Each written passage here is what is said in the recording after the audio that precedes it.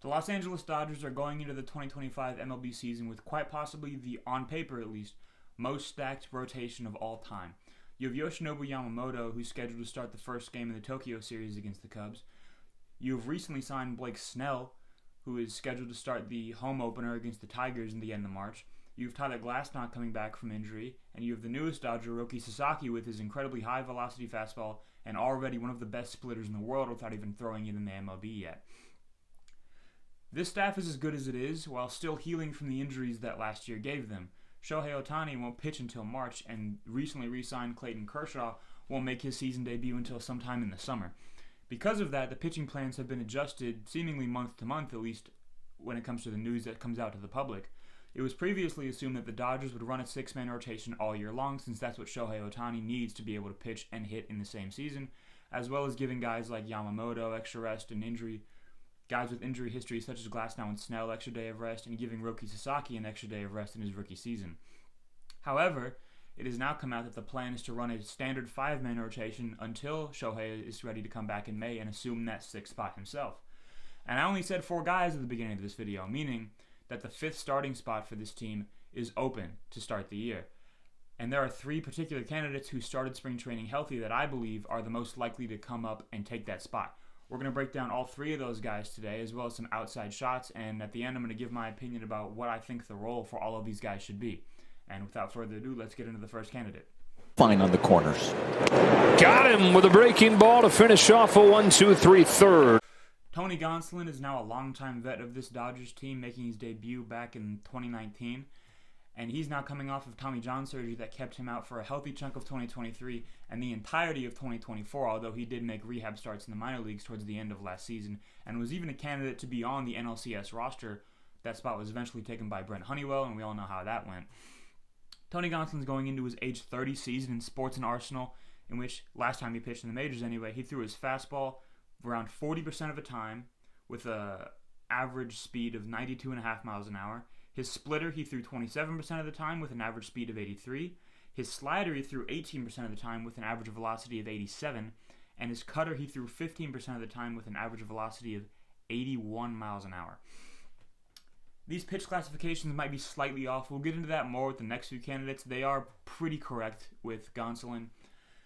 Tony Gonsolin is one of the more underrated pitchers of the early 2010s, I think. He's not the biggest innings guy. However, when you look back at his stats, they're pretty shocking in my opinion, as in 2021, he had an ERA of 3.23 over only 55 innings. That's when he was still in the hybrid role of a reliever and starter, more of a swingman. However, in 2022, he had a major breakout year. While it was only 130 innings, so he didn't come necessarily close to qualifying, he had an ERA of only 2.14. That was one of the leaders in all of baseball that year for anyone who pitched over 120 innings. So Tony Gonsolin, while not being the sexiest pick, his strikeouts per 9 have never been all too high. He did have a career high of 10.5, which is a great number in that 2021 season. However, the 2 seasons around that, he sported around an 8.2 and 8.8. So under a strikeout per inning type of guy. However, he's always gotten the job done. His ERAs remained low. He gets ground balls at a healthy rate. His fly ball to home run ratio is never super threatening outside of, that 2021 year, which by a lot of the underlying metrics seems like an outlier. However, the bad with Tony Gonsolin comes in his most recent time in the majors. In 2023, the 100 innings that he did pitch before he went down with the injury, he had an ERA of 5. Not quite, but 4.98. That is far below average of what you want your pitcher to do. And the underlying metrics said he might have even gotten kind of lucky. His expected ERA per Fangraphs was 5.9, and his FIP was 5.43, with his expected FIP being 5.25. So not only did he have a down year, he didn't get lucky by any means. He had quite a bad year for his own standards and for the standards of an average pitcher in Major League Baseball. However, Tony Gonsolin, in the entirety of his career, has always gotten the job done. And that's what you want for a 5th starter with this incredibly stacked staff that you have 1-4 and the incredibly stacked bullpen that you have behind them. Getting the job done is enough. And in the minor league rehab starts that he made last year in AAA with Oklahoma City, he pitched well. He never allowed any kind of crazy home run numbers, despite how the run environment in the AAA league the Dodgers Oklahoma City team plays in is. And again, the strikeouts weren't necessarily there, but he controlled the game well. He kept the score low. He prevented runs at an effective rate. And in spring training to start, He just made his second appearance in spring training this year, right before I recorded this video. Today, he went 2 innings with 2 strikeouts and no runs given up. In his first appearance, he went 1 inning with 2 strikeouts and no runs given up. So he's looked good in spring. The cutter looks nice. The fastball velocity isn't quite up to 94 again, but he's touched 92, and manager Dave Roberts expects him to be there again. Overall, Tony Gonsolin seems like he's healthy. He was healthy at the end of last year, and he's now had a full offseason to prepare himself. Is now having a full spring training to ramp himself up again. And while he doesn't have the sexiest stuff in the world, or he's not the big strikeout dominating guy, he's always been a pretty good run preventer. His career ERA is .319 in 375 innings. It's hard to go against that with an ERA that low. And while he might not give you the strikeouts, he can give you solid strikeouts on a good day. And at the end of the day, with how good this Dodger lineup is, if you give an outing of five innings and 2 runs with a couple strikeouts mixed in there, that's a good outing. With how good this bullpen is, though, you know they can give you 4 innings to close the game behind you. And how good this lineup is, 5 innings and 2 or 3 runs is enough for a good start out of your 5-starter. So overall, Tony Gonsolin doesn't have incredible volume, but that's going to be a running theme of this video, as not many of these options do, and doesn't have the incredible strikeout numbers or the strikeout stuff, but he's consistently gotten the job done prior to 2023, and at the moment, per his stuff in spring training and in Oklahoma City at the end of last year, there's no reason to believe he can't do that again. Swing and a miss, and Machado strikes out back. Similar to Tony Gonsolin, Dustin May also made his debut for the Dodgers back in 2019, and the two have always been somewhat linked with each other because of that. There have been a couple times where they've piggybacked off one another or been seen in the same light as one another as more swingmen or long relievers than true certified starters for certain points of their career. And Dustin May is coming off of a number of injuries. He did have Tommy John surgery a couple years ago and was recovering well from it in the middle of last season and was preparing to be on the roster at the end of the regular season and including be on the playoff roster.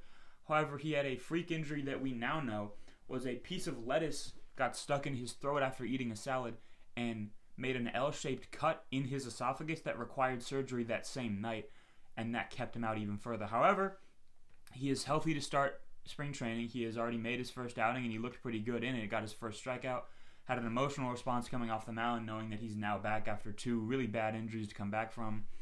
And Dustin May's stuff looks quite a bit different on paper than Tony Gonsolin's does.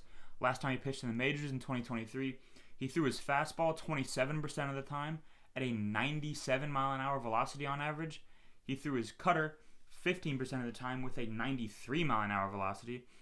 He threw a sinker, which moves more like a 2-seamer, but it's called a sinker on Fangraphs. He threw it 33.5% of the time at an average velocity of 96.6. He threw a curveball 20% of the time with a velocity being 86 miles an hour. And he threw a changeup about 4.5% of the time with an average velocity of 91.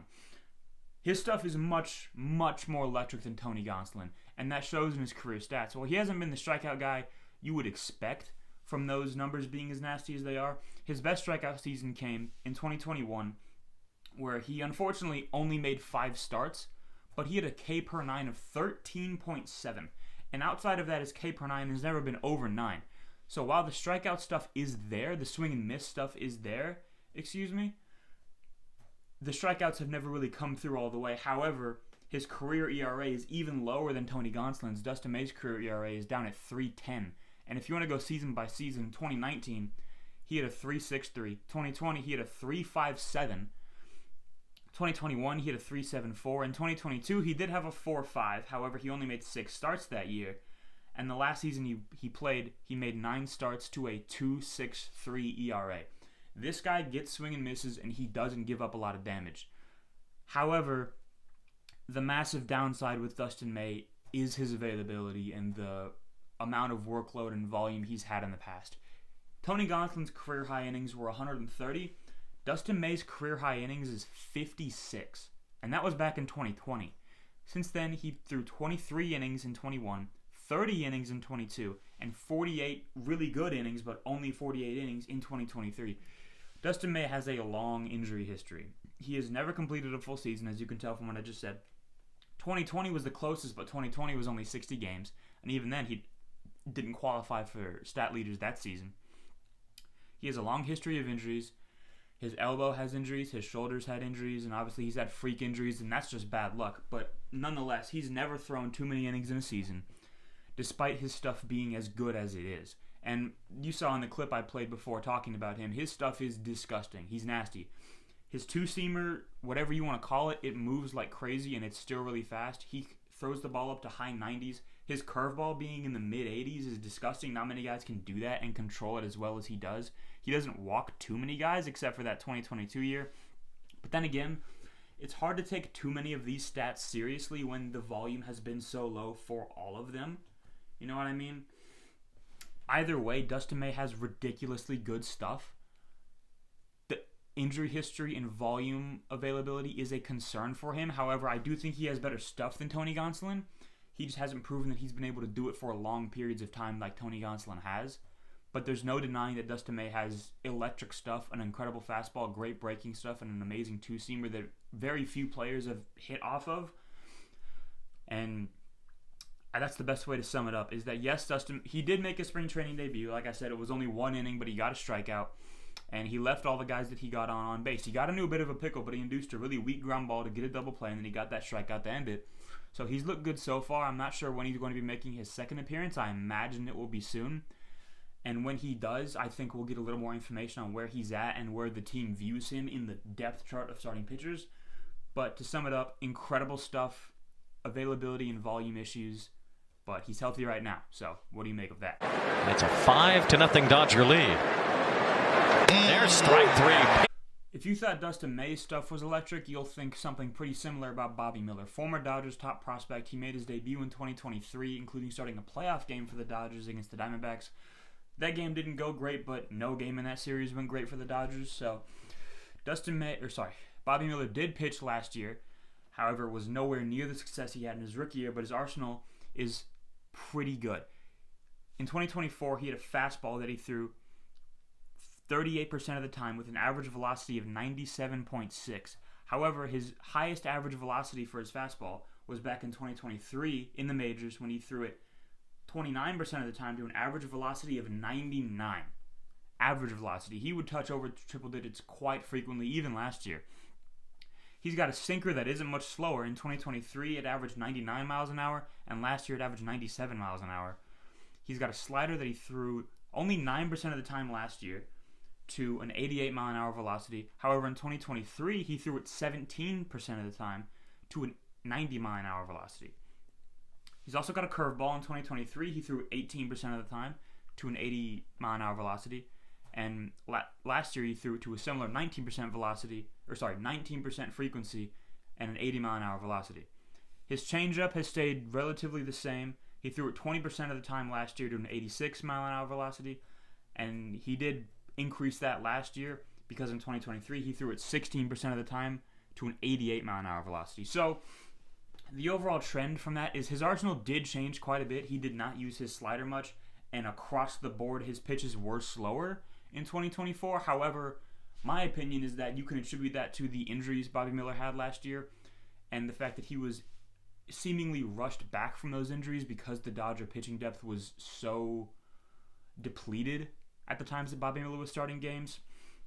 And it shows in his stats that he may have not been fully healthy when he was in the majors, because last year he threw 56 innings to an 8.3 ERA.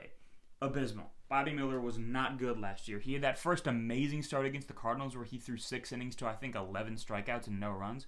Absolutely untouchable. But everything after that, it just seemed like the guy we saw in 2023 that was a top prospect for us and then came up to a 3.76 ERA as a rookie over 124 innings. That guy was just gone. Now, in my opinion, I think Bobby Miller was a victim of being a little bit rushed back from his injuries and maybe not giving himself the full time to heal or being put in situations that he shouldn't have been at that point in his career.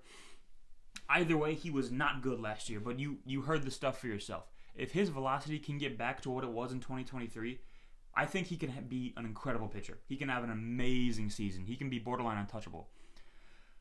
He did start the spring healthy, but only a few pitches into his first outing, he got hit by a comebacker at 106 miles an hour right straight to his forehead, and he's been in concussion protocol for about a week. Luckily, they avoided the worst. There was no fracture, there was no bleeding, and he's projected to start throwing again on Friday. Today's Wednesday, so in only a couple days from now, he'll be throwing bullpens again. And while it seems like a minor setback, setbacks for pitchers in spring training can have big effects. He's now about a week and a half behind Tony Gonsolin and Bobby Miller and Dustin May because they've been throwing for the week that Bobby now has not. And I think that will have a big effect on where he's placed, because unless he comes back quickly and he's able to get back into Cactus League games quickly and he just absolutely shoves, it's going to be very hard for him to speed up to the point of building yourself up and building your arm stamina up to the point that Tony Gonsolin and Dustin May will have gotten in by that point in the spring. So, spoiler alert for the final prediction, but I think Bobby Miller is more likely to start the year in AAA regardless of how good he does, strictly because that concussion that he suffered, which again is purely bad luck, the concussion that he suffered is going to set him back a week and a half behind in build-up and development and ramping up. And I think it'll just be too hard for him to beat that timeline out to the point where he will start the year on the Major League team. 3-1. Another 3-2. Head start for the runners. Swing and a miss. Strike 3. Other options for this job include Landon Knack, who started a lot of pretty good games for the Dodgers in the middle of the regular season last year. He was a big help to the Dodgers' pitching depth being as depleted as it was with that humongous injury bug that went through the team. However, we kind of saw how much the Dodgers trusted him, at least last year, when in the playoffs he was by all means projected to be the fourth starter, and he really got no starts. He was a bullpen guy or a bulk relief guy in the playoffs, and it worked out for him. They won the World Series, obviously, but his fastball is a little flat. His breaking stuff is good. He's not a strikeout guy. He's a damage control guy, and that worked out for him last year. However, it's unlikely, in my opinion, that the Dodgers give him the nod unless he goes crazy in spring, which he totally could. Like what happened with Gavin Stone last year. Gavin Stone was not projected to win that starting job last spring. Then Emmett Sheehan gets hurt. Gavin Stone goes off, and Gavin Stone gets the nod. And Gavin Stone was amazing last year. He was pretty damn good. But by all accounts, I think Landon Knack will start the year in AAA. Or Fangraphs has him projected to start the year in the Dodgers bullpen. I don't see that happening. I have another guy who I think will start in the Dodgers bullpen. I think Landon Knack will start the year in AAA. Justin Wroblewski is a top prospect for the Dodgers, a higher-ranked prospect at least. He went straight from AA to the majors, I believe, last year, or maybe he made 1 or 2 starts in Oklahoma City. Was not too great in the majors. However, you see the vision. The stuff is there. I don't think he's really in consideration for this spot, despite how good his stuff is and how high his stock has been in the minors. I think he'll start the year probably in AAA. That's where I would put him. And I think he'll get starts for the Dodgers next season, or this upcoming season, when injuries inevitably happen. However, I just don't see it being right now. Ben Kasparius is another interesting option. He made the Dodgers roster at the end of last year and in the playoffs. He was more a bulk guy, more a swingman than a true starter. He did throw a lot of bulk innings in the regular season, but in the playoffs he was a 1 or 2 inning guy, and he was effective at that. He was good, especially in the playoffs. He out-exceeded my expectations at least. And he made his first spring training outing a couple days ago, and his stuff is drastically different. His average velocity of his fastball in his spring training game was 99. He's throwing way harder. He's throwing a really hard changeup. It's moving way more. We already knew his breaking stuff was great. I believe it's a sweeper. I'm not sure what it's classified as, but it's got that sliding, sweeping motion. It was borderline unhittable in the minors and majors last year. So if he gets that hard curveball down, he gets his velocity up to 99, which his fastball has been his worst pitch. If he just ticks that velocity up like he can, that becomes all of a sudden an average to above average pitch with amazing breaking stuff. He can be a very effective player. However, I think they're building up Ben Kasparius to be more of a reliever role. That's who I think is going to take another bullpen spot, especially in the Tokyo series, since the rosters will be expanded when they go to Tokyo. I think Ben Kasparius throwing 99 with that breaking stuff can be a very, not just effective, a very good reliever for the Dodgers. I don't think he'll start the year as the 5th man in the rotation. It doesn't seem like that's how they're building him up to be a starter. But I definitely think he can be a stud reliever and just another absolute high-leverage quality arm in the bullpen that has already a bunch of them. What do I think will happen with the 5th spot? I already said I think Bobby Miller will start the year in AAA, and the bullpen does have another open spot since they're running an 8-man bullpen, and we're somewhat unsure if Michael Kopech and Edwin Phillips will start the year on the injured list or in the bullpen. So there, in theory, is room for Tony Gonsolin and Dustin May on the Major League roster, however, 1 in the rotation and 1 in the bullpen. And I'll be honest, it comes down to one thing, and that is the innings. Dustin May has not shown so far that he can throw more than 50-some-odd innings in the majors. You need more than that. Because this isn't just, okay, well, this guy's going to be in the rotation for April, and then when Shohei comes back in May, he's going to be replaced and go back to the bullpen. When Shohei comes back, we still need a sixth starter, and we don't know when Kershaw's going to be back. Granted, maybe when May comes around, Bobby Miller is just dominating in AAA, and it's time that he comes up and just takes that spot and goes crazy with it. I hope that's what happens. I want to see Bobby Miller succeed.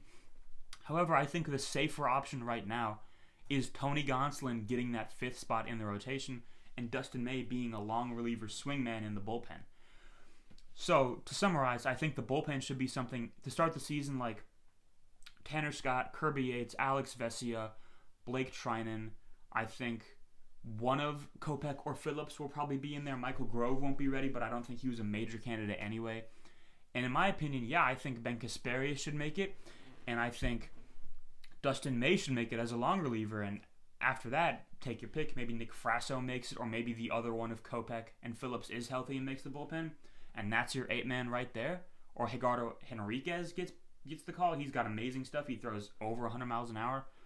But I think Dustin May should be a long reliever, so you still get that incredible swing and miss stuff, that upper 90s fastball, that incredible two-seamer in your team. It's just in a role that will allow him to preserve himself more and keep his arm healthy, while Tony Gonsolin being the more damage control, more innings guy of the two. He can be in the rotation, take that fifth spot until Bobby Miller's ready to come up, or until you think Dustin May can take that step, or until Kershaw's healthy, or Landon Knack is going crazy in AAA, or if Jackson Ferris or Justin Robleski are just absolutely lights out in the minors and they get the call up. That can be a problem, genuinely, the pitching depth of the Dodgers, if injuries don't happen, which you never wish for, but they genuinely have 2 major league ready rotations on their team right now.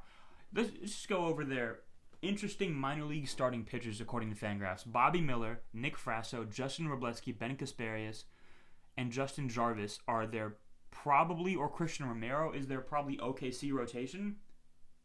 That could be a major league rotation. Not an amazing one, but especially if you include Tony Gonsolin or Dustin May in there, or Landon Knack in there, that's a rotation that's better than the White Sox. Maybe better than the Marlins I guess Sandy Alcantara's back now, but that's a major league quality-ish rotation.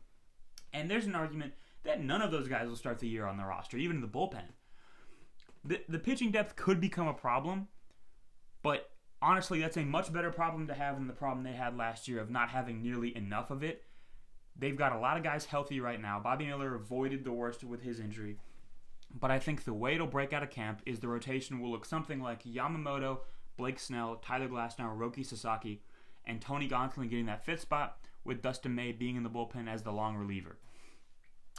Thank you guys for watching this video. It's a little bit different from what I usually do, I know, but I love baseball, I love the Dodgers. I wanted to break this down a little bit, and mainly I wanted to get a video out before I do something else, and hopefully get another video or two out this weekend.